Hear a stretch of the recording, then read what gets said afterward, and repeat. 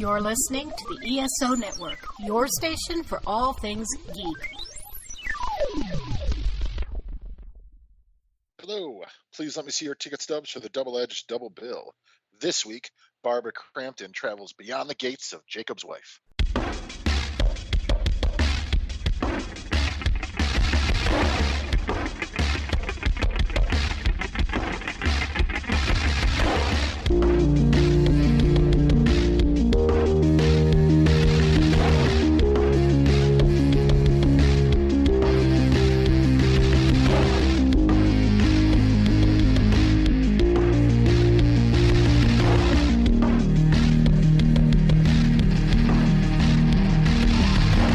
Each week, Adam Thomas and Thomas Mariani will come to the table to discuss the randomly selected yin and yang of a double feature. Then, both will have to pick a number between 1 and 10 in order to seal their fates for the next episode. One will have 2 good movies, the other 2 bad ones. Let the chaos begin. I am Adam Thomas, and do you like board games? And I am Thomas Mariani, and Adam, I've become a vampire. Did you notice? I guess you did, because you never pay attention to me anymore. Yeah, that's true. That's true, right. But we're not the only people here, Adam, because we brought on a guest this evening for this particular episode. She's a podcaster in her own right, and I've had some fun with her on some Dragon Con panels here. We have Nicole Cadaver. Nicole, welcome to the show. Thank you guys for having me. I'm really excited to be here. Yeah, we're very excited here to talk about a specific actor or actress here for the show, because every Halloween we usually like to cover, a franchise and also a particular horror icon. And in this case, we decided to go with Miss Barbara Crampton, who is someone that I feel kind of maybe gets underrated. Oh my God, so underrated. She's so absolutely fantastic. But where did you first get exposure to Miss Crampton, and was it Re-Animator or something else? Because I feel like Re-Animator is going to be a recurring thing for first time we saw this person. Absolutely Re-Animator. What would really sort of made you cling on to her from Re-Animator onward? What do you think she has that some of these other Scream Queens don't quite have? To me, she was just a little easier to take seriously. She doesn't play for ditzy in Re-Animator. She felt a lot stronger and, to me, a little bit more realistic than a lot of the other females in that era. And she's adorable and likable, and she's actually a really good actress. Yeah, I would say she's more versatile than a lot of those actresses. You can see it from even just from Re-Animator to From Beyond, the next Stuart Gordon movie she participated in, which we've talked about on the show. Very different characters entirely. And I agree that I think what's interesting also with Crampton is looking at her filmography. She said as much that she became in prominence with in the mid-80s around with Re-Animator and working with Stuart Gordon so much. And then in the 90s, her role sort of dissipated in the way, unfortunately, a lot of actresses do, where Hollywood is just oh, you're 35? Not gonna deal with you anymore. Nope.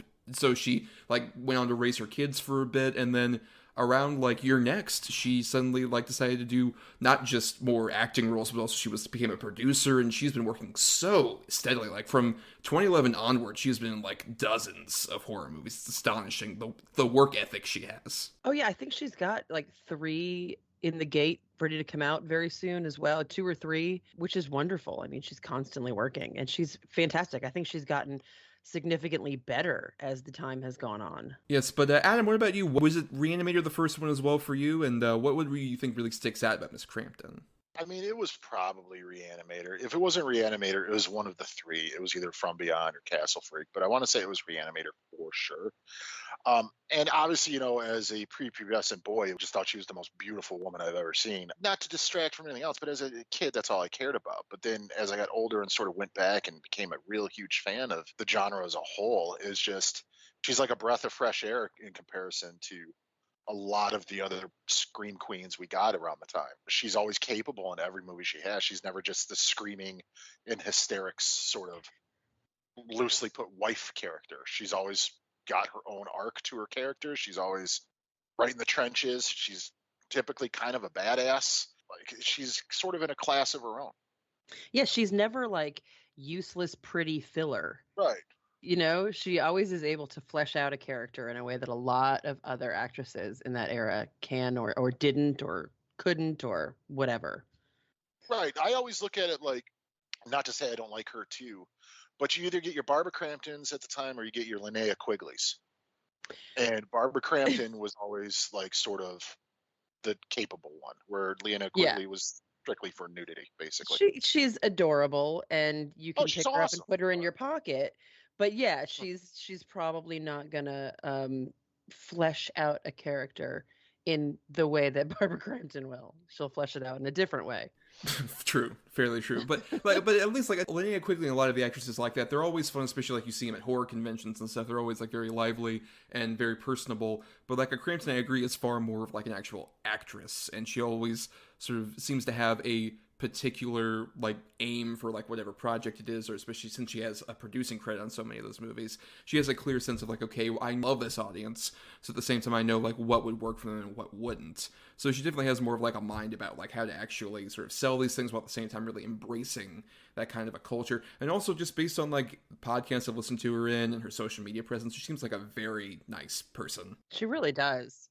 You know, I was watching her recently. I rewatched We Are Still Here, and in the beginning of that movie, she's amazing. I was watching this. I'm like, this woman, you know, I know she's been kind of relegated into horror movies. Not that they're any less valid than other movies, but you feel her grief, especially in the beginning of the movie. It is all over her face, her body, her, you know, everything. She's so good in that. Yeah, and she doesn't look down on even like some of the lower projects she's done. Like, this is a lady who's been in plenty of full moon movies, and she takes them as seriously as like her, like being in her debut, a Brian De Palma movie, Body Double. Like, she treats every project with the same kind of respect, even if sometimes that project doesn't maybe deserve that respect. Yeah, but we're talking about two specific ones tonight, because at the end of every episode, we pick a couple movies at random based around the topic to cover on the following episode. So last time, we ended up with my bad pick, which was Beyond the Gates, and Adam's good pick, which was Jacob's Wife, a very recent release. And so we'll start off, though, with the other choice, Beyond the Gates.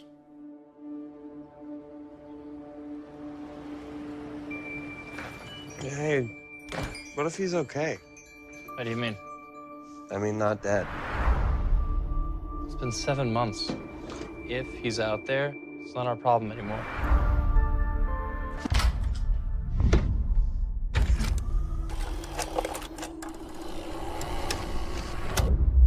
Welcome, curious viewers. We found this like weird, probably banned VCR game. It's like a board game, you know, but you gotta watch it. Obtaining the 4 keys allows passage beyond the gates. Only there can your father's soul be saved. Did you just hear that? Where did you say you found this again?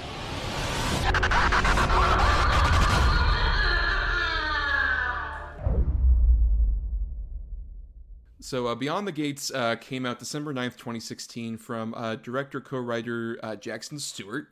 And it's basically a story about a couple of brothers who are played by Graham Skipper and Chase Williamson, who are trying to clear out their dad's old video store that's full of old VHSs. And they come across VHS board games, where basically, along with playing a board game, you would also put a VHS in, and there would be some sort of host telling you, hey, do this, do that, whatever, in style of whatever board game it was. And in this case, they find one called Beyond the Gates, which has a very familiar host on the tape, who is talking, basically telling them to perform these like various different tasks for the board game. And eventually they realize that like, oh, the tape isn't really stopping. It's some sort of like magical or occultish tape that will make them finish the game all the way to the end, and might be the key to finding their father, who had disappeared previously, which is why they were cleaning out the video store and everything. So it's a lower budget movie, came out in 2016. I decided to pick this mainly because I'd been curious about it ever since I saw the poster. It feels definitely like a movie that knows its audience were just like, hey, you would have seen this in like a Blockbuster and been interested to rent it, right?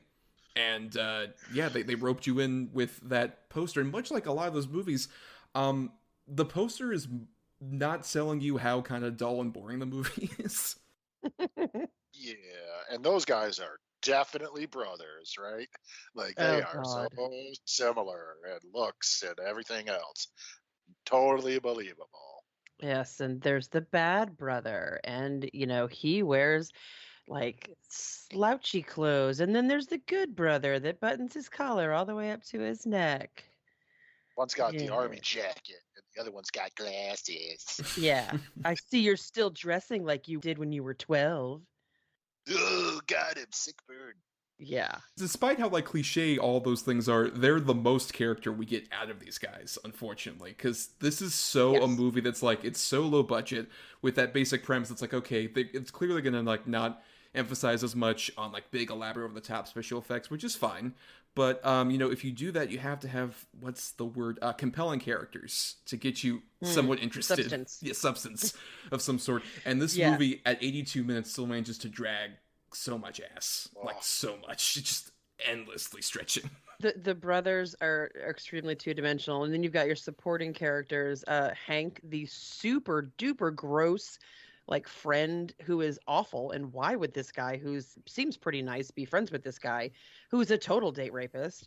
And then there's the cop guy who is like two-dimensional cop guy. We only know that he's in the movie so his head can at some point explode.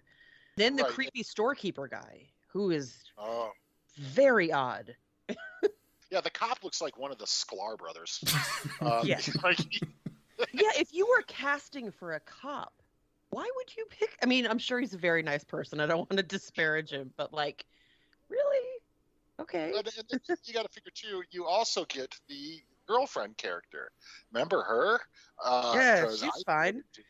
Yeah, because also, anytime something happens that they all need to work together, I'm going to bed. I know.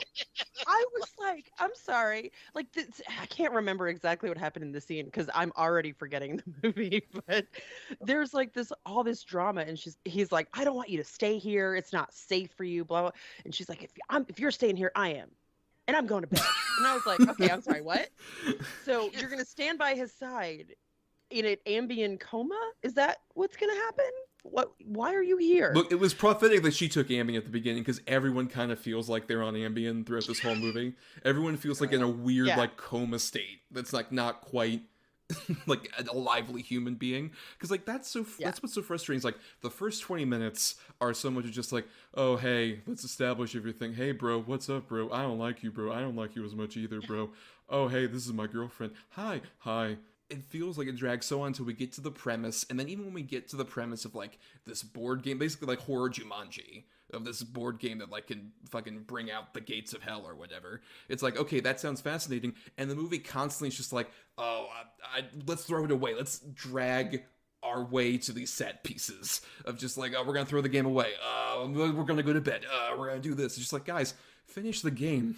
Like, you should have established this within the first 15 minutes of the fucking movie, and then we could have just kept doing the game. But what the fuck is the point of the game, right? Because they're like, okay, Dad finished the game, and now he's like some weird hell zombie thing, and then they have to go in and get him. But what's the ultimate goal of playing this game? Dying? I don't understand it. Pretty much. Yeah. And you think by the time they get to, I don't know, the third key, that they would stop going, is this really happening? Like, this can't be real, is it? Whoa! Especially when the guy's head literally explodes onto them. You would think that the reality of the situation that they're in would hit them at that point. Yeah, and I think also there's the weird thing of like you mentioned lacking the understanding of like what the game actually is. I think that even includes like with the girlfriend character, where like she's a player in the game, but then she ends up being one of the cards in there. Just like, so it's just like, wait, so is everybody a card? No, because the other two guys aren't. So it's just like, what is going on? Like, if we don't understand like a very basic tenet of the rules, like in these other movies I'm talking about, like Jumanji, it's very simple. Somebody rolls a die and something horrible happens. That's easy. Yeah, but Jumanji very clearly, like, it established its boundaries and its reality really early, and that's why that movie works. And this movie never does that. It never says, like, this is what's at risk and this is what's to gain if you do this. It never does. It's just like, I don't know, here's some cool looking skulls. Move them around and there'll be some blood. And it's a bummer because like I like the premise so much of just like one of these old VHS board games, which were a real thing. I had one. I'm probably older than you guys. It wasn't exactly like the same as this, but it was a VCR game of Clue. And I wish that like my parents still had it because it was the I had coolest that thing shit. ever. Did you? I had that exact game. Dude, Yep. like I still kind of confuse the movie Clue with the game that I played because it was so awesome. It's such a niche thing. Like, it's super fun. Like, I get it. You know, there is fans. It's nostalgia baiting. It's just you get 80 whatever minutes that feels like it's 2.5 hours for sure. Yes. And the most interesting thing is Barbara Crampton mean mugging into the camera. Yes. Yes, and she looks gorgeous in this, in Oh, like she looks black and great. white with like the dark eye makeup and everything. She looks phenomenal. And she's great, but her whole kind of role is to be flat and like threatening, and you can only do so much with that. I do like how she really replicates like the, let's say, limited acting of the people that would be in one of those VHS board games, where she's like kind of she has like a limited range, as it were, but she like really milks that for all it's worth in a really fun way. And I think that would be a fun premise, especially in like the wake of a Ring, where it's like, oh hey, we're gonna do like a ancient mysterious like found thing of like, look, it's this old VHS board game, but it has like a sinister implication to it. That's a fun premise for a movie. But like we mentioned, like this movie is so suffering from a low budget in a way where at every turn they have to be like, we can't go full bore with the game another time because we're running out of money and we have to like stall until we get more money, basically. Which is just like, if you're not going to put all your money into the fucking board game fun weird shit, why even bother having multiple locations? You could have just set this at like the office at the VHS place and then in that house. Like that's all you needed. You really could have, and then all the weird shit could have just happened there. Yeah, it could have been something cool as where like characters from the other obscure, they could have made up different horror movies that are in that video store and characters from those come alive or something like that and come after them or anything. They could have done anything. It could have made sense, Yeah, that would have helped too. Instead of, let's go get Dad went to this store. I know this store. Good evening. Oh, it's like, good evening. Would you like me to touch you in a bad place? Like, he's so, what the fuck? Where did he come from? Sometimes they leave me alone with the bodies. Yeah. He looked like, he felt like Daniel Tosh doing a weird Vincent Price character. That's just what I could think of the entire fucking time. It's just this weird dude who has like no real bearing. Because anytime they go to him for any kind of information, he's just like, well, it looks like people can play the game, but they can't win the game. It's just like, I figured. He's an idiot. Because the one brother, hey, what's that? Well, that's my pet that I got it. And then he just robs him and walks out. The guy's like if a squirrel was in a tree. Stop. Oh. I'm watching it and I'm like, wait, so is this the guy behind the whole thing? Because he's the one that gets people to play the game, and like that little after credit scene and everything. He's like, yes, you should. Do you like 80s games? You should play this. And I'm like, so is he supposed to be the mastermind in this, or am I trying to find substance where there is no substance? I just was desperate to understand how he played into the whole thing. To schlep that game and wear an old Dracula costume. Like, that's the only thing I can think of. To be pale and creepy. I will say there was a couple things that I didn't hate about the movie, and they're mostly superficial things. The opening credits, rad. Mm-hmm. Like the VHS inside of the VCR, that was super cool. I loved the video store. Again, it was just like, here's the nostalgia. There you go. We know you're gonna love this. Whatever. I also loved Mount Rush Monster, the painting on the front of the video store.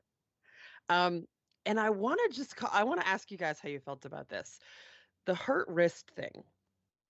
To me, that was a total Shining reference, but it was like in The Shining, Shelley Duvall was such a complex character, and this girl is not, but she's like trying to say how, we got in an argument and he grabbed my wrist too hard, but he hasn't touched a drop of alcohol since. And I was like, are they doing a Shining thing here? And this is a weird way to like nod at The Shining, but I don't know. What did you guys think of that moment?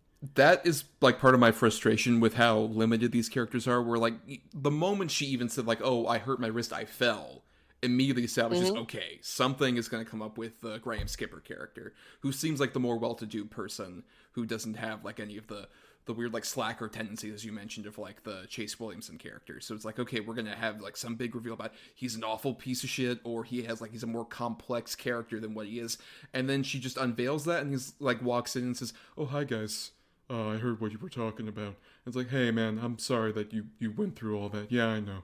Let's play the game.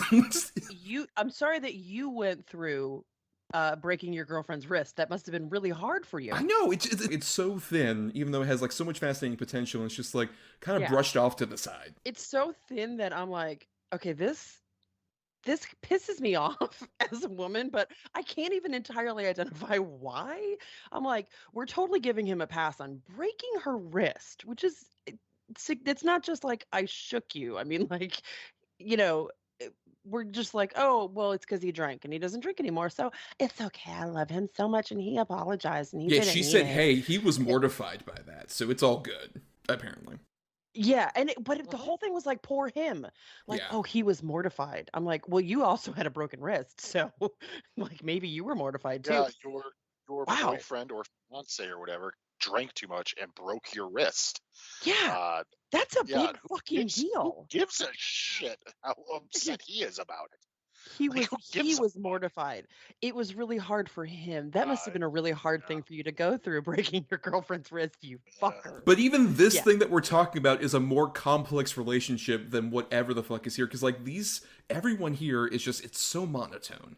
Everyone is going around talking the same blithering way, where like there were a lot of these movies around this time, like this sort of like what I like to call the Draft House Pictures era of horror movies, where it's like before streaming films were in huge vogue, even before like a Shudder was a big thing, you would have these movies that were made on a super low budget but released by very indie distributors off to like VOD and stuff like that in like the mid 2010s. And so a movie like this, it just like has the basic premise, and it's like, oh, we can kind of feed off like some lingering 80s nostalgia. This could be like something of some sort. And I remember hearing about this movie around the time briefly when like the trailer came out and the poster, just like, oh, this seems kind of fascinating. And like a lot of those movies just really drifted into the ether for nothing. And like, unlike a lot of those movies I talked about earlier, where it's like, oh, look, you have this fun VHS cover, and the movie might not be great in between it. But at the same time, with those older movies, like they were shot on film, and there were like some practical effects that looked a lot better, as opposed to on digital in the middle of the daylight when most of this movie shot. It looks like fucking paint drying, and the few effects that are there look like amateurish, even more so. Yeah, there's one part where he like stabs an arm with like the switchblade that he carries because he's a bad boy, and it's like so clearly just a rubber like Party City arm. It's just like bounces when it's ridiculous. Or especially the one ghost they get who looks like if a fan of Kiss like slept in their makeup and then woke up. Yeah. When there's like so many of these huge stretches of nothing going on, even like the few times we're like, oh hey, we changed the lighting up a bit and it's like a purplish pink hue, or we have like a head explode or stuff like that, it feels not at all interesting after I've been lulled into a sense of like almost sleeping. Like Adam, I think you mentioned you like fell asleep a couple times trying to watch it. Twice, bro. Like legitimately, I fell asleep. And then I woke up, I'm like, oh, fuck, man, I got to rewind it, man. Oh, no. And it was about a half hour past of what I saw. So I rewound it, got to the point, woke up again after rewinding it, and another half hour had gone by. So I basically watched this whole movie twice, kind of. Yeah, because it's boring. Like you said, the monotone sort of cadence and that everyone speaks. It looks horrible. Like the cinematography is so low budget, poorly done. The lighting effects are, when they try to be fucking cool with it, it's just come across like Party City decorations. Yeah, like amateurish. Very amateurish. Yeah, really amateurish, which is not necessarily a problem sometimes. Like if it works, it works. But this just literally feels like they took whatever little budget they had. What was it, like $300,000 or something like that? Yeah. Took their $300,000 budget, went to Spirit Halloween store, and then hired like their local theater buddies to be in the movie, and then paid Barbara Crampton probably like 50 G's. Which, again, if it works, it works, but you got to have a sort of a plan of attack before you do these things. This movie arguably could be something cool if it had more polish. I'm not even talking about more budget, but if they really went in and sort of did a better outline of like, this is what we got to do. This is how we'll get there. This trim it up, instead of so many scenes of Bad Boy Brother like with his head in his hands, rubbing his hair, going, "Whew, what the, whew, whoa." You're like, what the fuck, dude? Like, we got it. You're perplexed. I understand, but we get it. Why are we watching him do this for 15 seconds every 5 minutes? You can make magic with very, very little money if you've got, heart and some talent and some creativity. So you're maybe not going to be able to do all kinds of crazy effects. So change your game plan. This could have been a really, really cool movie. Like you said, they could have brought more video game shit into it, or video store stuff into it. Anything. And they didn't. They just didn't know where the hell they wanted to go with it and what they wanted it to be. There's that thing of necessity is the mother of invention with other like smaller budget horror movies. We talked about plenty of those like micro budget horror movies where it's just like, they don't have a lot of money and resources, but there's a respectable like gumption on screen that makes up for the lack of quality in the filmmaking or anything other stuff. Whereas like these people look like they're having fun and everything is like, has this huge energy that you're embracing, even though it's like smaller budgeted. Versus this, it's sleep-inducing, like Adam said. This is like a cinematic Ambien. You take it and you like just immediately fall asleep. I would recommend it as melatonin replacement, basically, over anything else. It took me a solid 3 days to actually watch it. I actually had to rent it from Amazon Prime because it was just the easiest way for me to watch it, and it expired before I finished it, and I had to rent it again. I was like, damn it. But yeah, it was like agony to just get through it. I'm like, this movie should be so much better than it actually is. Yeah. If it takes more than one sitting to get through an 82-minute long movie, there's a fucking issue. I had hopes after the first kill when they killed Hank. I was like, okay, that's like it's a voodoo doll, and they ripped his guts out, and they had the they were cheap guts, but it was fun. And then that was it. After that, that was like the last interesting thing that happened for me. I completely agree. When the Hank thing happened, he starts like digging into his own stomach and like grabbing his chest, and the guts fly out upwards, and like she's getting sprayed with blood, and it's chaos. I'm like, oh, fucking cool. Like, all right, this is what it's going to be then. It's going to be a low budget, like, gore feature. Yeah. Okay, I didn't think it was going this way, but I'm down for that. I can respect that. But then it's like instantly after the scene where the brother gets the phone call telling him Hank's dead, it took all the wind out of my sails. Like, instantly. What? Oh, really? Okay, bye. Yeah, Hank's dead. Like, oh, woo, rough. Like, it's just so fucking stupid and boring. And he doesn't even go into like, maybe this is because of us, really. He's just I guess his girlfriend killed him. I guess she disemboweled him. That's a common thing for a girlfriend to do when they're mad at a man. Well, especially, right. We're like at the dinner table, and the girlfriend's just like, hey, his ex-girlfriend, after she found out he cheated on him, just killed him. It's not on you. And Chase Williams is just like, yeah, I guess. And I know. And the thing is, like, I think these actors have been in other things, like Graham Skipper and Chase Williamson. They've been in, like, better versions of these kind of movies. Yeah, Chase Williamson was in, like, Victor Crowley. He's been... John Dies at the End, he was really fun in. Yep, he's popped up in a bunch of these little horror movies. I mean, even Scare Package, which wasn't great, but he's good in it.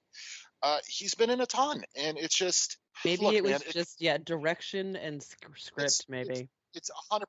It feels like it's somebody wrote like an idea in ballpoint pen on the front and back page of a piece of college ruled paper. And they're like, okay, we got it. Let's just go with this. Yeah, go with it. And we'll just fill the time. Here's some loose notes. Just do some stuff. You could just see on the other side of the camera, the director doing like the stretch movement with his hands. Just stretch it, like, because like there's so 80 minutes, goddammit, stretch it out. Rubbing his eyes like he's crying, like, no, really be sad. And that's where you get all the, whoa. Yeah.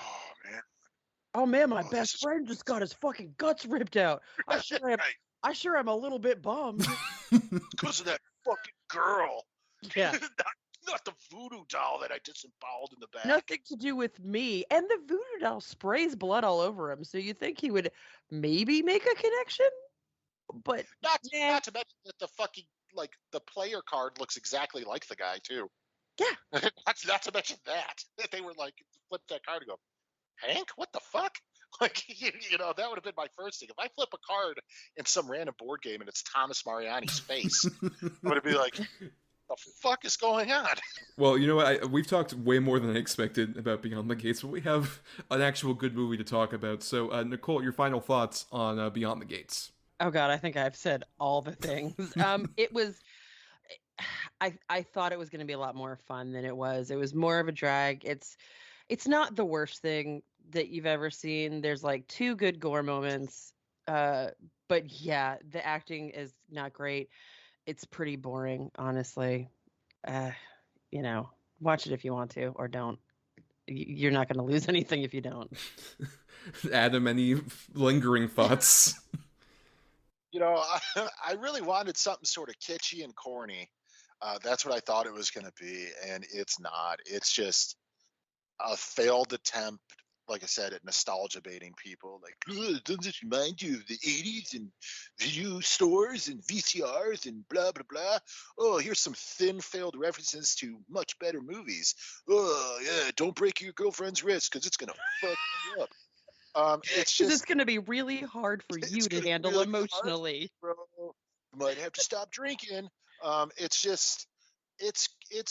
It's garbage, man. It's not the worst Barbara Crampton movie I've ever seen. Stay tuned for the double-edged redo. But it's bad, man. Like, it's super boring. Nobody knows what the fuck they're doing. It's filled with terrible performances, especially from like you said, Chase Williamson, Graham Skipper, and even Bria Grant, who can be very capable. Mm-hmm. She's actually a decent actress. She's terrible in this. Everybody's terrible in this. The dad at the end, thank you, son. Goodbye, father. And then, okay. Oh my God. The dumbest shit. I just thought we could save it. We did. Oh. Jesus Christ. God. I'm leaving it with that. The dumbest shit ever. Yeah, the more I think about this movie, the more I dislike it. Well, yeah, that's true. They didn't put in any registration. Like, people might think about this. I think that's what this feels like. It doesn't feel like, when we've talked about this, where like low-budget horror movies, you can have like a lot of fun even if there's not a lot of craft there. And like you can see that kind of fun like really exude out on the screen. Just like, oh, these are horror enthusiasts who might not be the most like capable filmmakers, but at the same time, there's an infectious joy that you would get out of seeing that. And here, it just feels like there's no joy, there's no life. There's not much of like anything to really cling on to, despite having like some pretty solid actors in there and a really interesting premise at its heart. Like, the big takeaway I had at the end of this was, I would rather watch 82 minutes of Barbara Crampton doing the weird like staring thing she does when like the tape just goes on forever. I'd rather watch 82 minutes of that, and that's way more interesting to me than this really dull fucking movie. Yeah, it feels like there's no passion in it, and it comes across on the screen. Exactly, for sure. But before we get into our next feature, here is a promo for another ESO show you can queue up right after ours. So, Brittany, Martha, tell me about your podcast. Oh, no. It's like we're in sync, but also kind of a disaster. We are always a disaster. So our podcast is fun if you want to hear 2 people talk about and complain about stuff that they love and also hate. And drink. And drink. And the show is called... Oh. But first, let's talk nerdy. And you can find us on the ESO network. See you next Tuesday. All right, now let's get into Jacob's wife. How do you know, husband, whether you will save your wife? We make plans for things. Life happens. I want to live a bigger life. Oh.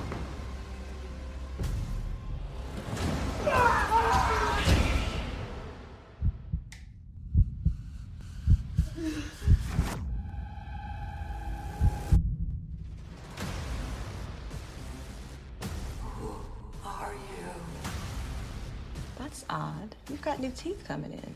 What? Oh, good, you're home. Get changed. I'd like to go out. 40 years I've known this woman. Every day the same. Now, I don't know who I'm coming home to. How much of that could I get? You want the blood? So, Jacob's Wife came out April 16th, 2021, a film from earlier this year, so spoilers for a fairly recent release here, from director and co-writer Travis Stevens, that stars Barbara Crampton. She also produced this along with, by the way, Beyond the Gates. Both of these our movie she produced. And she stars alongside Larry Fessenden, who's been with her in a couple movies. And Adam, this was your choice. So why don't you go ahead and give people at least a brief plot synopsis in case they're not familiar with Jacob. All right. Jacob's wife is about a preacher's wife in this little town, the preacher being the titular Jacob. But it's Barbara Crampton, and she's sort of like, bored with her life and her marriage and everything like that. And she's maybe looking for a little bit more excitement.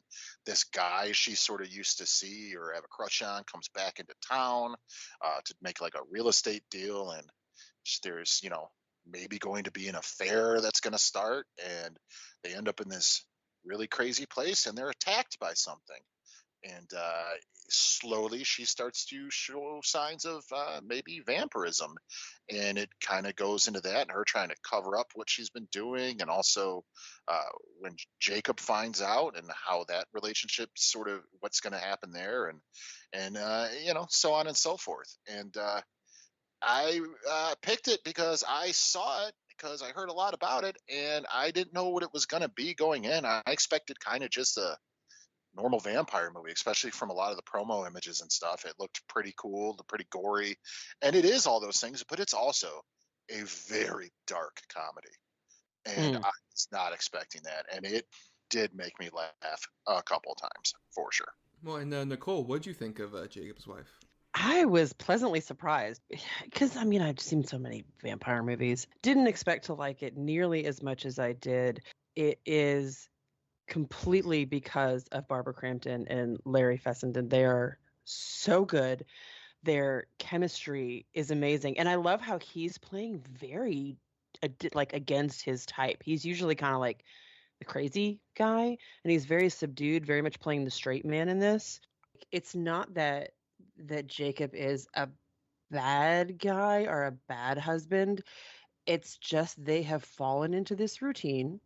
She does the same thing every day, and he comes to expect it because she does the same thing every day, and hasn't complained about it, so she hasn't voiced her concerns to him. So he's clueless that she's desperately unhappy. And even the boring non-vampire-y stuff really works in this movie way more than I expected it to. She's great. I love the 80s housewife workout thing that she does in the mornings with the little dumbbells. I don't know why, but that I thought was just really funny. I love the transformation that she goes through. I love how she just kind of turns from this very mousy, always getting talked over, to this kind of badass where she's just yeah, I'm just going to do what I feel like doing. Cool. All right. Yeah. But then also he's thrown off by it, but then he's like, oh, okay, I guess this is what we're going to do now.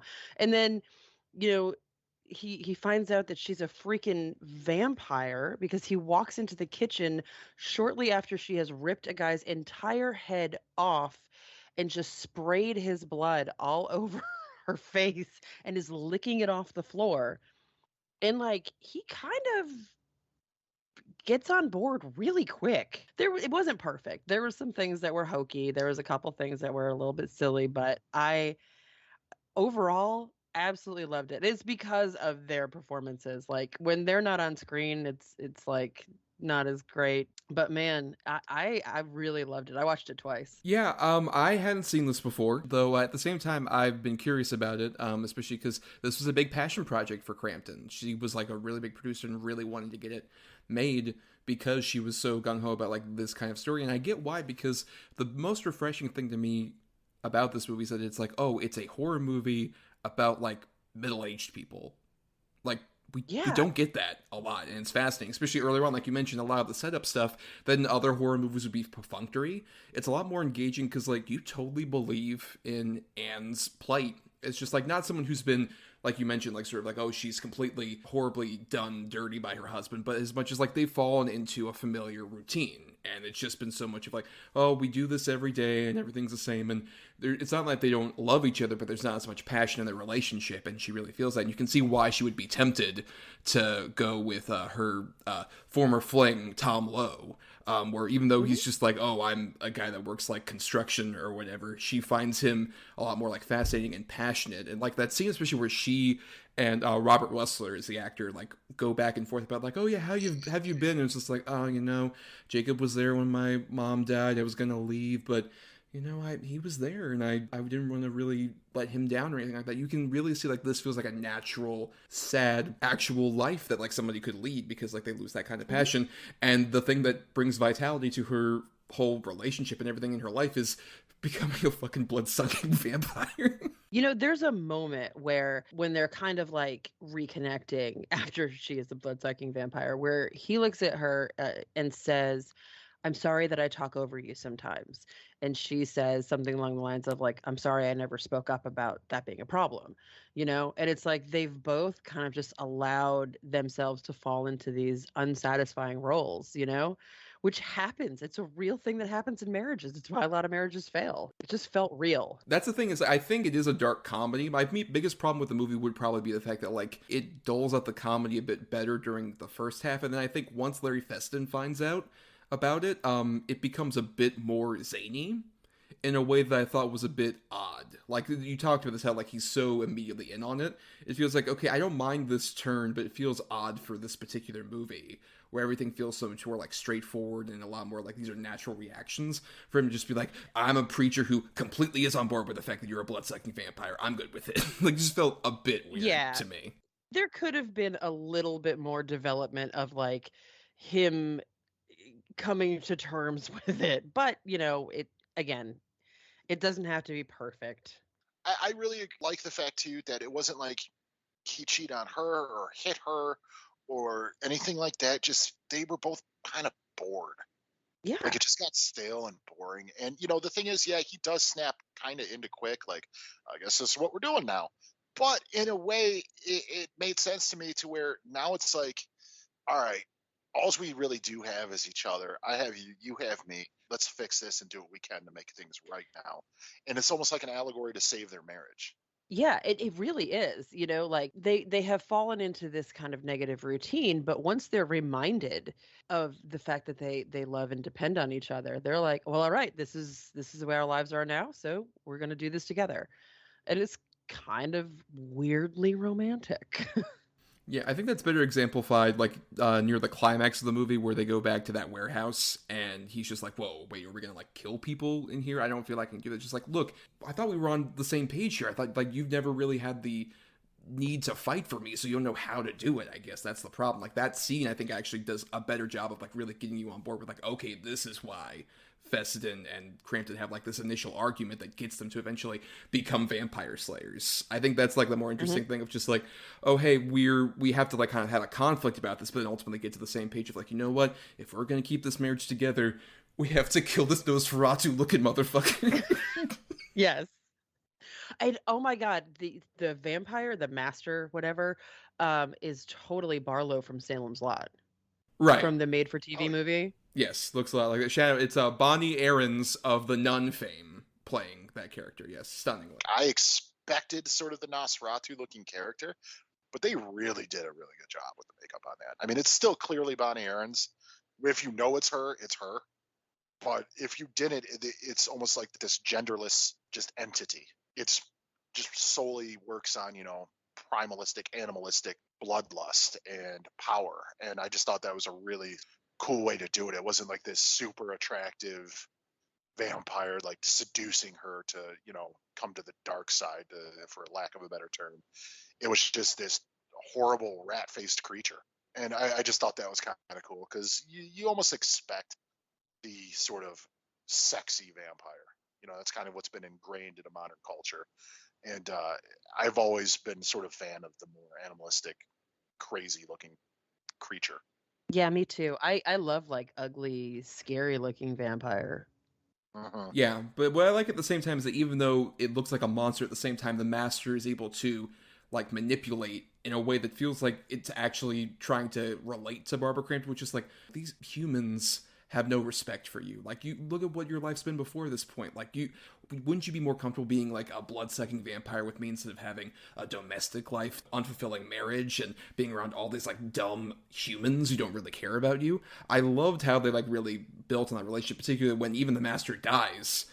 It's still going full on board for like, this is in their nature, this is what they'll do. I thought that was a really compelling like back and forth between her and the master character.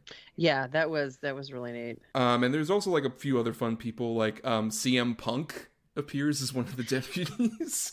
I know, and I was watching for a while, and then I'm like, holy shit, that's CM Punk. Like, it took me a minute to catch on. Yeah, the back and forth he has with Jay Johnson as the sheriff, which is like, how are you going to report this dispute? Domestic nonviolence, I guess, is how we're going to report it. Yeah. Like, those are the jokes that really sort of like worked for me. What about you, Adam? I mean, you're the big wrestler, obviously. CM Punk popping up probably was a huge thing for you. No, because I don't really like that guy. No, but I thought he was perfect in this movie, man. Because he does. Thing about CM Punk is he's got such a unique look to him, like where he's got like almost a skinny, gaunt-looking face, but he's in incredibly good shape. And this is now like the third horror movie I've seen him in, because he was also in that Girl on the Third Floor, which is from the same director as well. Yeah, and then the Soska Sisters remake of Rabid. I think he's got some okay chops. Like, he's not great, but I think he works really well in these little character pieces. I would say of like the non-sort of major three that we've talked about previously, my favorite other cast member is probably Naisha Bell as Amelia, the one woman who is like the first victim of the vampire, who we end up seeing again. The way that she especially like taunts everybody. Once like when Larry Fesson's in the warehouse and she just taunts about just like, oh, do you want to save me? Is that where you're gonna be able to save me, father, from this?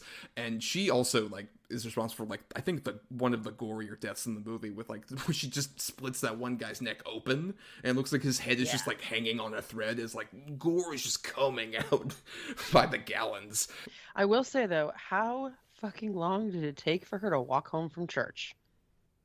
Because she leaves the church and she's walking and she's walking and before she's turned, she's walking, and it gets twilight and she's still walking, and then it gets dark and she's still walking. And I'm like, how far away does this woman live from the church? Because usually church is kind of in the morning, and when she gets attacked, it is clearly nighttime.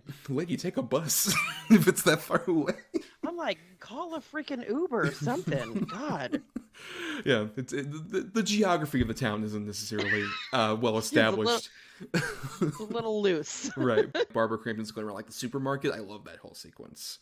They immediately established like she can't eat food, as we've established previously, but she's like being so cool about going down the fucking aisles of this shitty grocery store, and even with like you wanted to get the blood, and she just walks out with like giant bags of blood. I think that's some of like where the humor I think worked at its best, is when it was kind of doled out in a situational way with stuff like that, or even just the image of like Barbara Crampton moving around a giant couch in the middle of her living room. Just small stuff like that, which is like, this is like fun observational things. Just like, oh, you wouldn't be able to really do this if you were Barbara Crampton, but it worked. Like, that kind of stuff worked. And it kind of like, this is an example where like, this is clearly a low budget movie, but you can get around those like limitations because there's still a charm and there's still creativity going on. You can even get around very fake looking rats. Like when Robert Russell gets attacked. What? Yeah. No. There was a couple of real bad CGI rats. There was like 4 actual rats, I think, in the movie, and then all the rest of them were something else. I don't know. There's this weird combination where, like, especially when he's like melting away when the rats are around him, where like the actual gory effects of him like melting down are like, oh, that's actually pretty stellar. But he's got like fucking stuffed animal rats like taped to him. It's really weird contrast. Duct tape to his face. Yeah, fucking beating. Pretty great. Basically Beanie Babies, but at the same time, that stuff isn't as noticeable or big a problem when you have like a real heart to your movie and you have like something that you can actually gravitate toward despite the low budget. Yeah, this is actually a perfect example of, how you can go wrong with a low budget movie and how you can go right with it. And it's so much to do with the creativity and talent and heart associated with the team that's making the movie, because this could have been a pile of dog shit, but it's not, because you feel that they love this project It could have been like the first movie we talked about. Yeah. Yeah, I absolutely agree with you. And the thing is, too, it also goes to show that you can maybe take a sort of story or plot devices that have been done to fucking death, like I would say both of these movies have done. But the fact that, I mean, it is successful, even if it sucked, I would respect it because at least they tried something a little different or tried to turn it on its head a little bit. And, ultimately it does work. And I do think that most of that does absolutely fall on Barbara Crampton and Larry Fessenden, 100%. They're both so good in it, and they both light up the screen. And especially, of course, Barbara Crampton we talked about, but just to shine a little bit more on Larry Fessenden as well. And I agree with what you said earlier, Nicole, that it's so against type for him. He's usually the heavy or the scumbag or the crazy guy, or I mean, even look at another movie with him with You're Next. There's no doubt he's a sleazeball in You're Next, like 100%. In this, he's just a dude. Like, he's got problems and everything, of course, but he's just a tired man. And he's, like I said, he's unfulfilled by his marriage, and you even get the idea he's unfulfilled by his profession at this point. And it's such a really good performance. And I do like what you said, Thomas, too. And I think that's 100% accurate. It's a movie about sort of the agony and maybe horror and maybe sort of the stagnation of middle age. Yeah, and a lot of people's points at middle age, they just sort of accept what they've become and what their life is, and this is just how we have to live now for the rest of our lives. And which is scary, but change is also incredibly scary too. Yeah. And in this, they just put a vampire face on it instead of having it be, well, let's go travel or let's go to Tuscany or some bullshit. Go live, laugh, love. Right. Yeah, this is ultimately an outside force projecting real fears that a lot of people who are involved in long marriages and at, sort of middle age or even going through menopause, perhaps, or things like that might experience, fear and doubt of yourselves and of your relationship and sort of longing for what could have been or what might have been. And this just does a really sort of cool idea of making it a little gory vampire movie on top of it. Yeah. Yeah. I mean, aging it's like, that's a real sucks. I'm in my 40s now. I hate to admit it, but like, I'm 1 year shy of 40. You start to really think about, oh shit, I want to do like all this stuff in my life. And like, I'm probably at least halfway done now. Like, so it's like, it's a very realistic thing. Every single human goes through it. And like you said, a lot of people, it's easier to just stay with the status quo and do what's expected of you and not rock the boat because at least you know what that is. But then eventually you're going to come to a point where you're like, I'm going to stick a fucking pen in my eyeball if I don't have something interesting or different happen in me. And that's how you see marriages of like 25 years fall apart because people are just like, I just can't exist like this anymore. It's just like I said, it's a really real representation of what happens to so many of us as we get older and we realize, holy shit, I've got to like either live my life or just be bored as shit until I die. And that's what's interesting is that like I mentioned before, you don't get a lot of horror movies about that, which is so weird because you get, obviously there's a lot more like youth aimed horror movies about like fears of being young, or even if you do get to like the older ones, it's like the fear of being extremely old and at death's door, versus this middle point has a lot more potential for especially like horror, and it just is not exploited that much because it feels like, oh, there's not a huge audience for that. That's always that problem. But thankfully you have something like a Shudder that's able to like facilitate a cool idea like this of just like, hey, let's do a horror movie named at like people in between like their 40s to 50s, but actually have it be like something that's really interesting and fun and lively at the same time that it's aiming at sort of an audience base that horror doesn't unfortunately aim for, despite the fact that horror is a really cool, versatile genre. Yeah, I agree. And the other thing too, it's like routine can be an incredible sort of comfort. A lot of people find solace in that, but for some people it's the most terrifying thing in the world. Like you said about middle age, is when you start to feel like your clock is ticking and that there's an end point to this at some point. And then, so that's where you start to have that clash between, I love the security of routine, but I need to do things with the time I have left.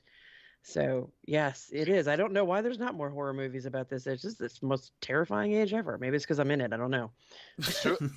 Yeah, in the beginning when there's a couple scenes like Jacob is brushing his teeth, and then like they go to bed and he's snoring, and then like the next scene he's like eating, and they focus very like intimately on these things because Anne, you feel her being like, if I have got to watch this guy like brush his teeth like that one more night, it's just you feel her being over it.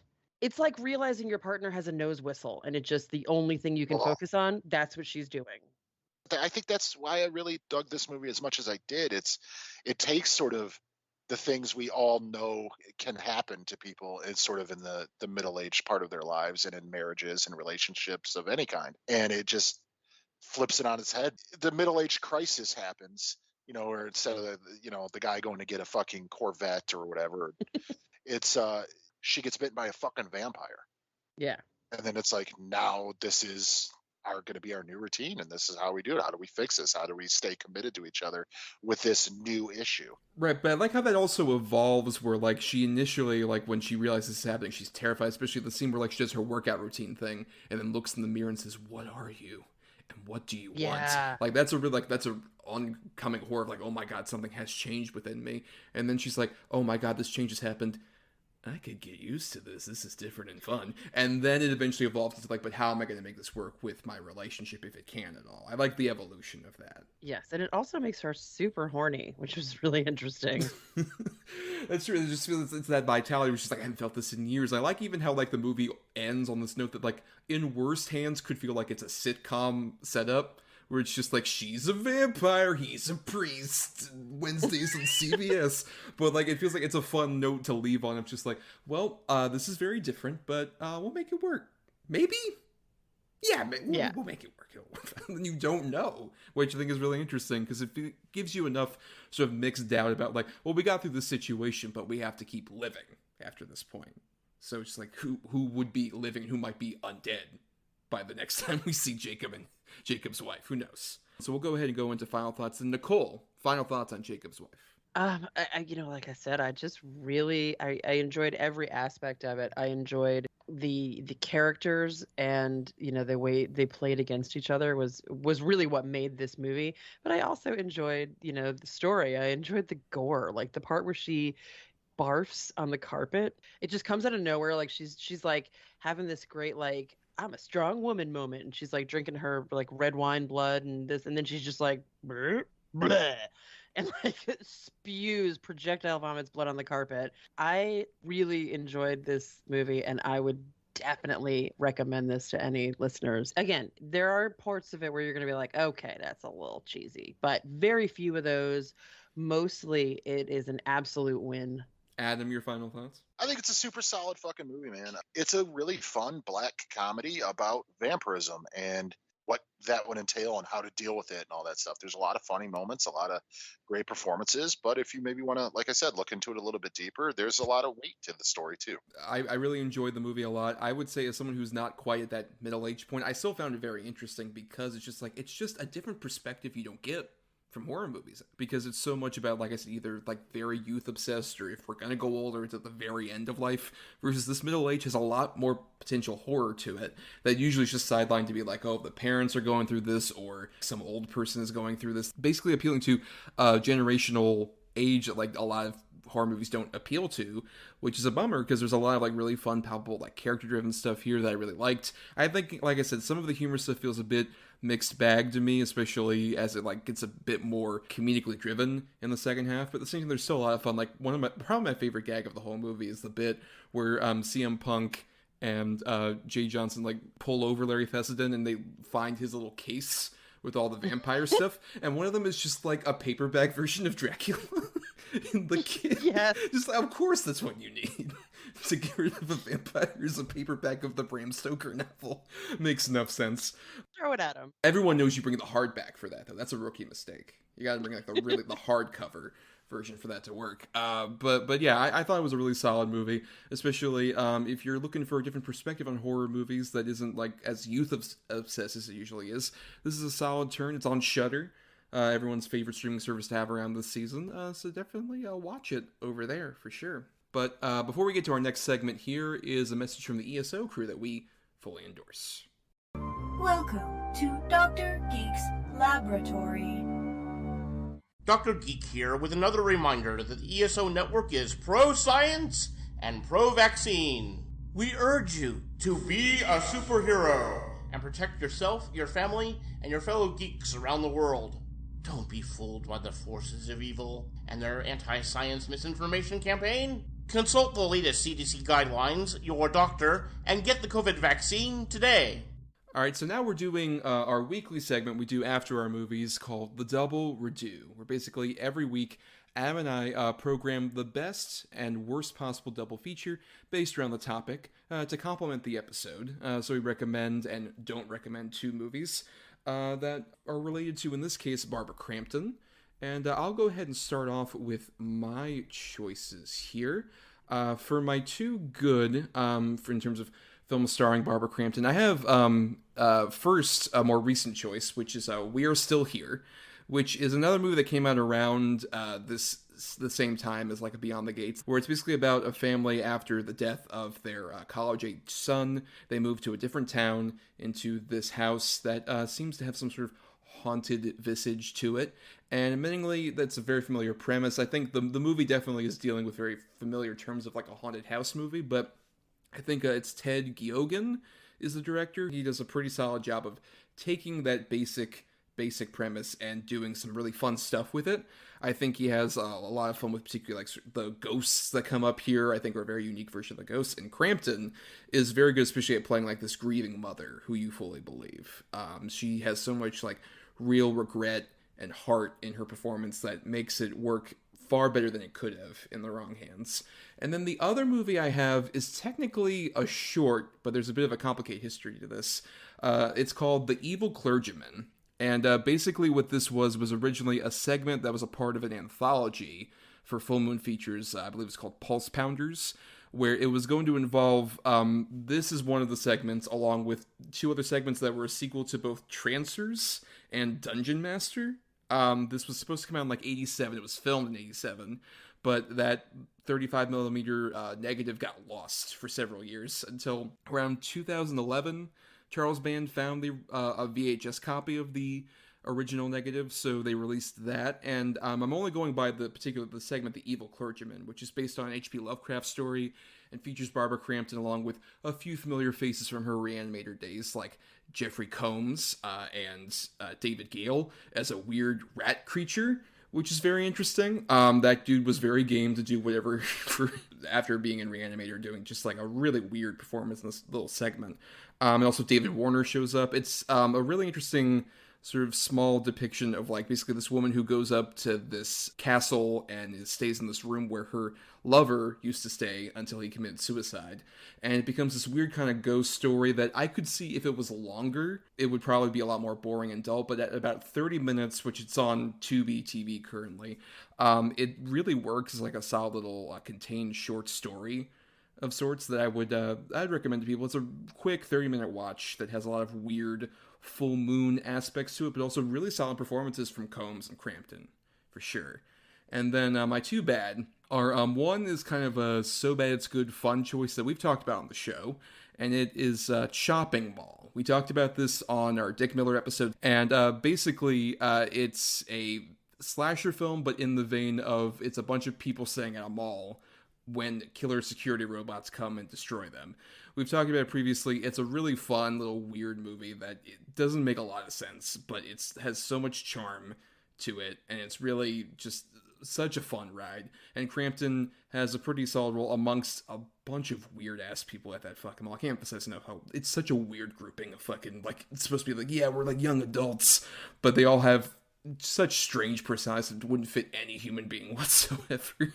And they face off against these cheap-ass looking robots. It's a lot of fun. It's a lot more fun, at least, than I would say the other choice I have, which is Puppet Master: The Littlest Reich, which we've talked about Puppet Master on the show previously, and I have a lot of affection for those movies, no matter how kind of bad they can be, mainly because a lot of them at least feel more sincere than The Littlest Strike, which was a movie that was sort of like a reboot of the Puppet Master franchise, basically turned these characters who originally were created to fight the Nazis in World War II into actual Nazi puppets. And there's a lot of impressive gore, and there's a lot of famous people in it, like Thomas Lennon's in it, and Crampton, of course, is in it, amongst other people, but it is such like a mean-spirited, shitty movie that just like goes for the jugular in a way that doesn't feel like, oh, it's actually being subversive and interesting, as much as just like, it feels like very teen boy attempting to shock you with like the binder drawings in his notebook kind of thing, in a way that gets really tired really fast. And I think it, weirdly, despite how it's a much better made movie than a lot of the other Puppet Master movies, it's a much worse experience to watch than some of the cheapest fucking movies ever with those Puppet Master movies. It doesn't have as much of that heart that we talked about. It's completely missing that, and I think it's a much worse film for it. It's terrible. Very astute. That's all I have to say about it. It's so awful. It pissed me off watching it. I was just like, why am I watching this? Yeah, I've never seen Evil Clergyman. Now I'm going to, like, probably right after we record. It sounds interesting, and plus I'm always down for anything that, you know, has at least that trifecta of actors in. It sounds fun, so I'll definitely check it out. We Are Still Here, I watched probably a year ago for the first time. I really dug it, but it's one of those haunted house movies to where the whole movie I'm going like, fucking move. Like, get out of that fucking house. So I found it a little bit frustrating at times, but still I loved the effect and sort of the creature, if you want to call it creature design, of the actual ghosts. Like, I thought they were really scary and effective. And it is filled with a lot of really good performances as well. Chopping Mall, like you said, we've talked about it. I love it for all its 80s cheesy fucking ridiculousness. I will agree, it is not necessarily a good movie as far as the, you know, standards of what people would call this movie is fucking great. But it is great in its ridiculousness. It is absolutely bananas, bonkers, crazy shit, but I love it for that. And Puppet Master Little Strike, I'll keep it brief. That's one of my least favorite movies I've seen in the last 10 years. It's one of those movies that is purposely trying to be offensive with no weight to it. I understand, you know, they're Nazis and all that stuff and blah, blah, blah, blah, blah.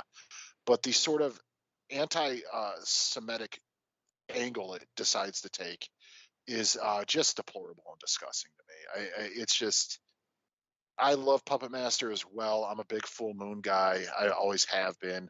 I used to own every Puppet Master movie. You know, I have a Puppet Master mask. I have all this stuff. But that is just deplorable garbage.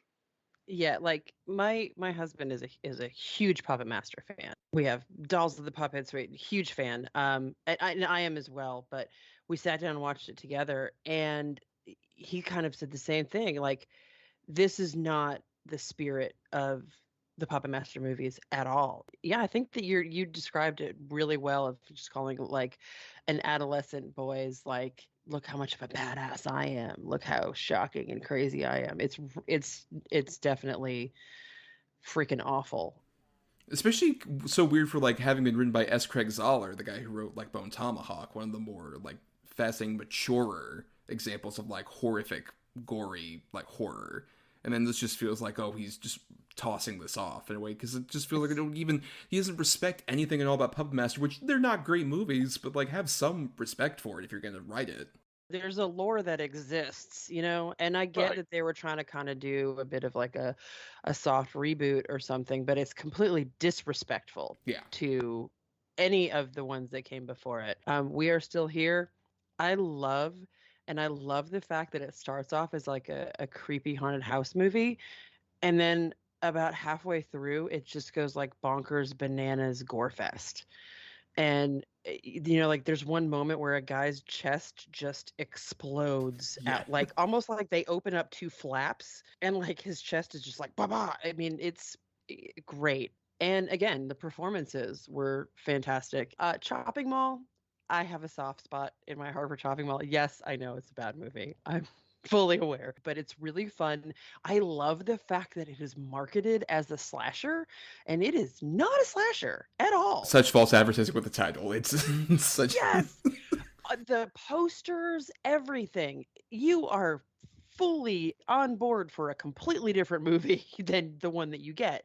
And you get this weird, like, mall RoboCop thing. It's very, like, 80s fun, and I adore it. But Adam, you have some choices that you want to deliver. Now go ahead with your good and bad, a double reduce. All right. For my good, I have probably the most obvious one, which I think still holds up immensely well. It was been one of my favorite horror movies forever. It kind of is the movie that kind of got me into horror, and that is, of course, Re-Animator. You know, I could sit here and talk about it for an hour. Everybody knows who's listening to this episode what Re-Animator is.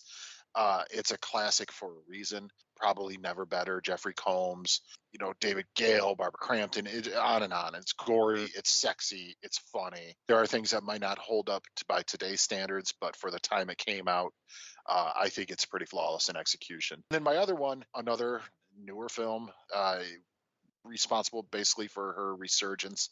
I think it just had its 10-year anniversary. And that's You're Next. Also her and Larry Fessenden, even though they never share a scene together. But You're Next is just another dark comedy, home invasion thriller, also with another badass female lead. It's super fun, gory, violent.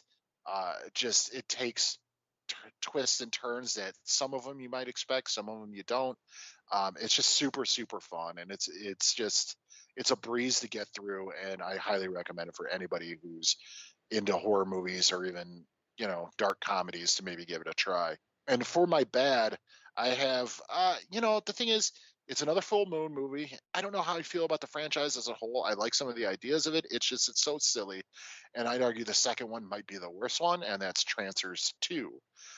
With Tim Thomerson and Barbara Crampton. It is classic full moon, I guess, aiming for the moon, but it's just, you feel the budget and you feel the limitations the whole time. I give them credit. They are really trying to go for it.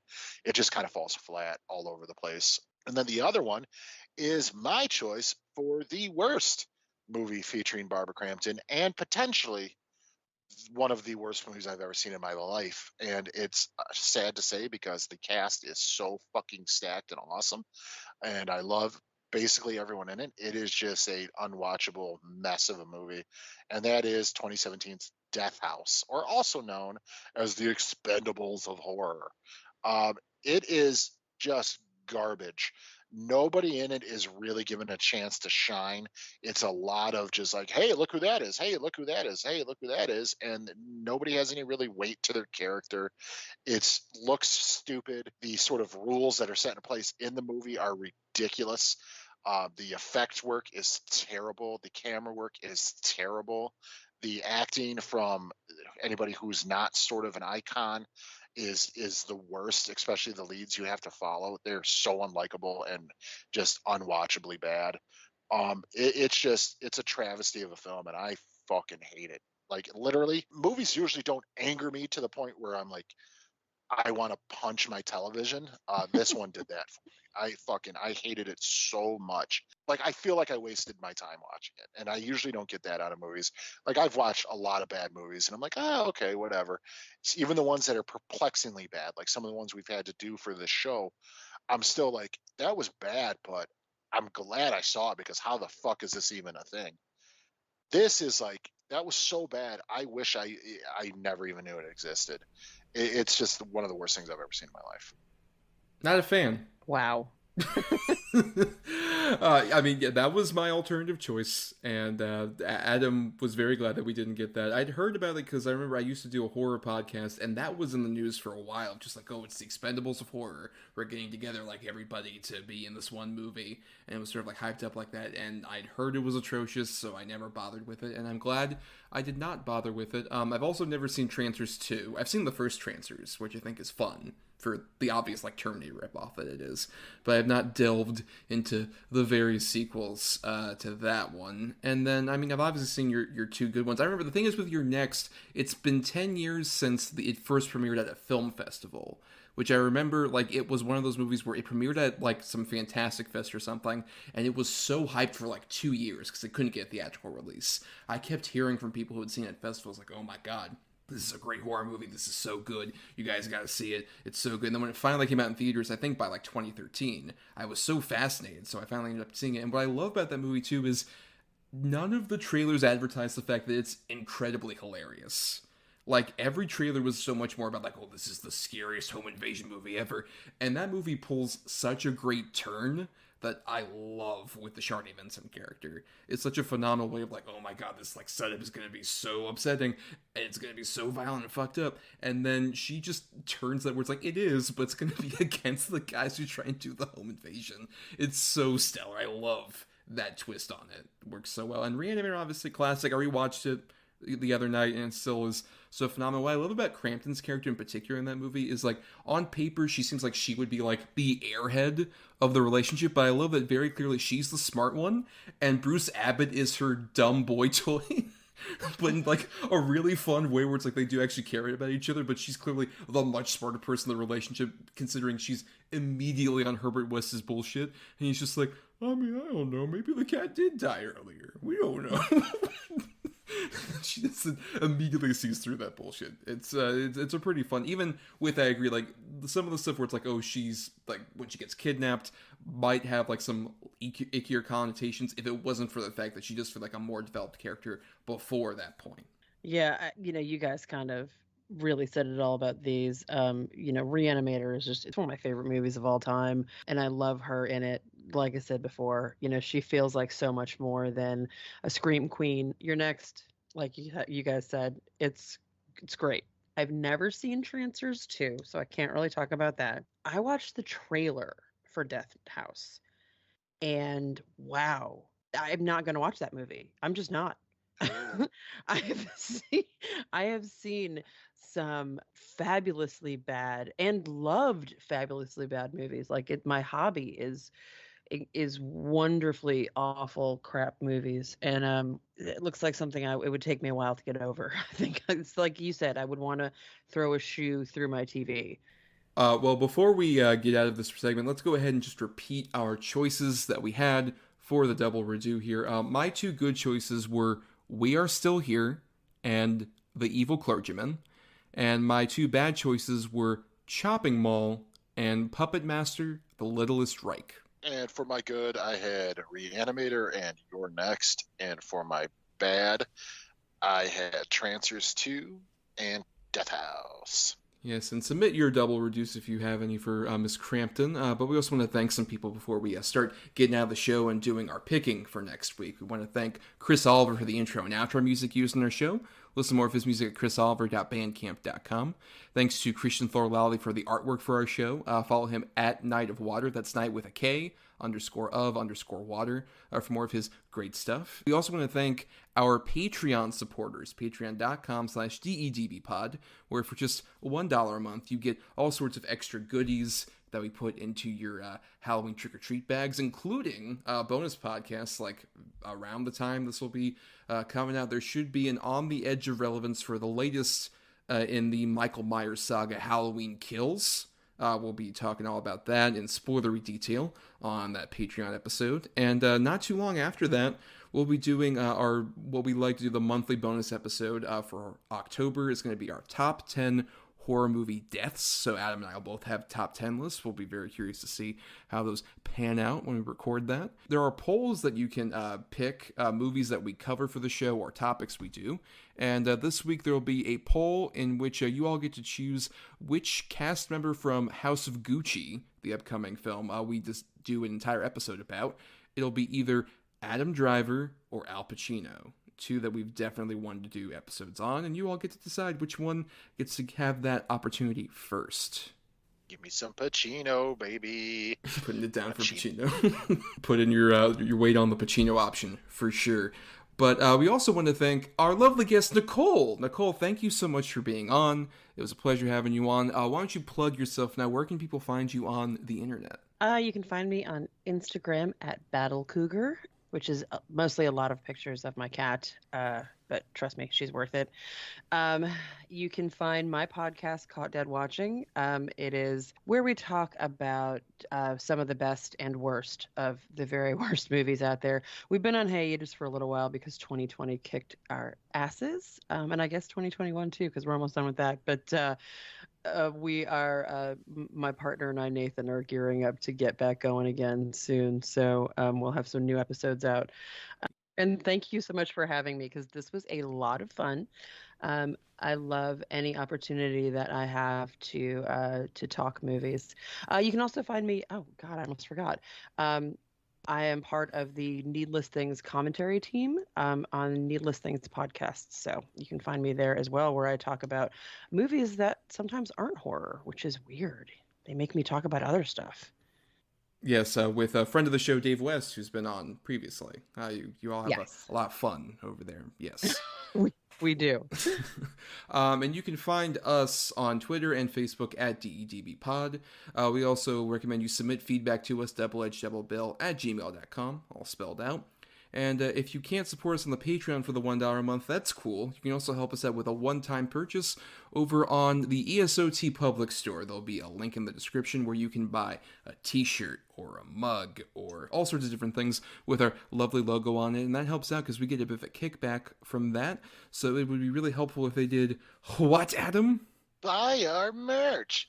Buy our merch. Yeah, I have a whole VHS tape of him doing that. He's just doing it on a loop. In perpetuity. Keeping the critic alive, baby. Yes. And for more of our own individual antics, you can find me on Twitter, Instagram, and Letterboxd as @NotTheWho'sTommy. And I also do some writing at both marianithomas.wordpress.com and film-cred.com. And you can find me on the old Instagram or Twitter at Atom or Adam. That's ATOM_OR_ADAM. And you can find me on Letterboxd at Schwanson. That's SCHWANDTSON. And for anybody who's wondering what that means, maybe you should listen to friend of the show's podcast that Thomas and I both have guest starred on recently. That's Rafe Telsch's Have Not Seen This Podcast, where Thomas is on it talking about Green Room, which I believe was released this week. And next week, I'm on it talking about the Night of the Living Dead 1990 remake.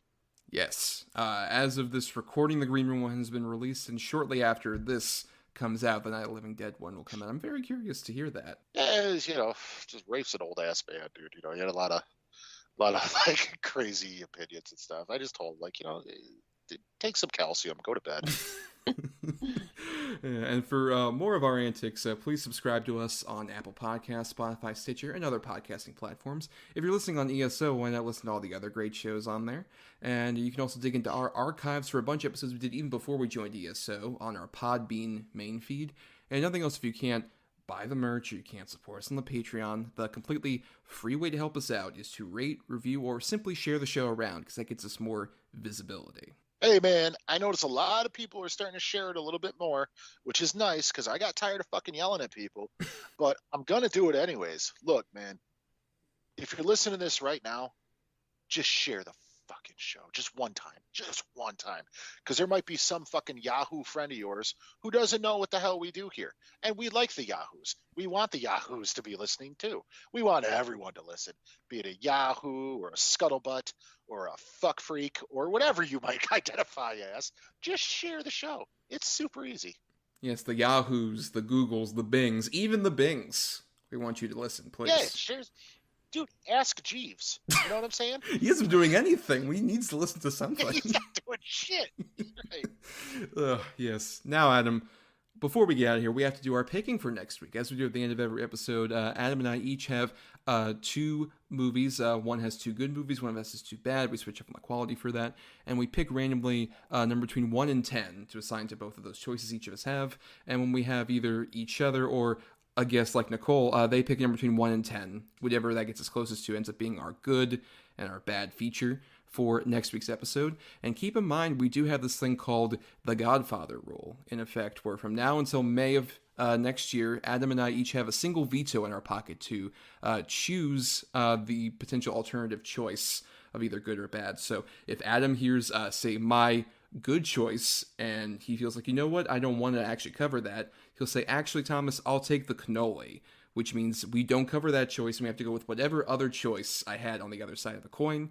It's the same thing for me with his bad choice potentially here. It's a single time we can use that. We still have both of our vetoes in effect, so I'll be very curious if we maybe cover it next time. We like covering a director for horror, and you patrons ended up choosing between, we had either the option of Wes Craven or the ultimate winner, which is David Lynch, which was very curious. I did not expect Lynch to win, but I'm very fascinated because I think there's a lot to talk about with his very weird, very unique movies.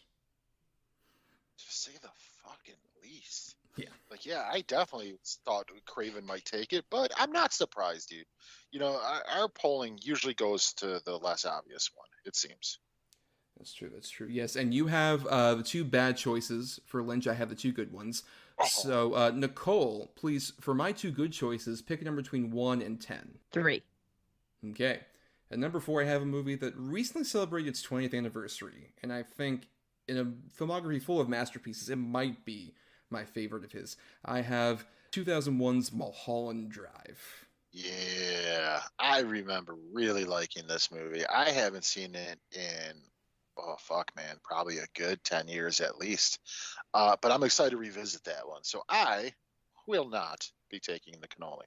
Well, on the alternative side of things, over at number 8, I had another one that I think is very underrated, was very maligned at the time, because it was based on a show that was very popular, and continued it in ways that people weren't fans of, but I think it's great. I have Twin Peaks Firewalk with me.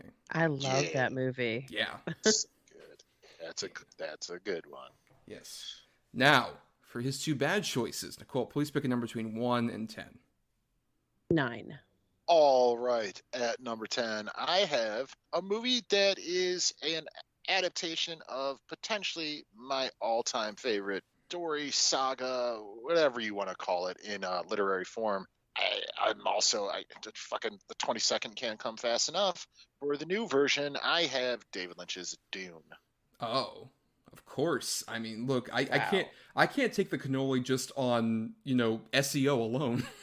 For people to listen just in time for the new movie to come out, and plus there's a lot to talk about with Dune, because especially in contrast to you, I am a Dune novice, and I believe this is the only exposure I've ever had to it. It's a very confusing introduction, to say the least, to that. So I'm not going to take the cannoli on that, Adam, but what was your alternate choice? My alternate choice is a movie I've only seen once, and I remember being incredibly confused by it, so therefore not really liking it because I just didn't understand anything that happened.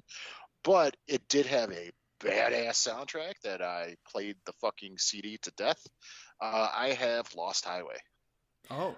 Same, dude, same. I watched the movie. I don't even really remember much about it, but I was obsessed with that soundtrack.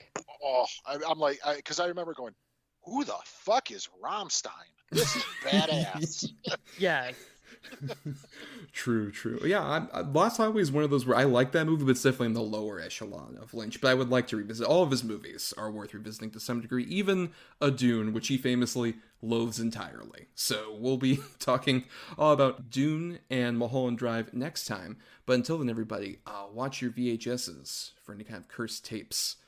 They're probably more interesting than Beyond the Gates to watch, though. Yeah. Unless it's Death House or Littlest Reich. That's true.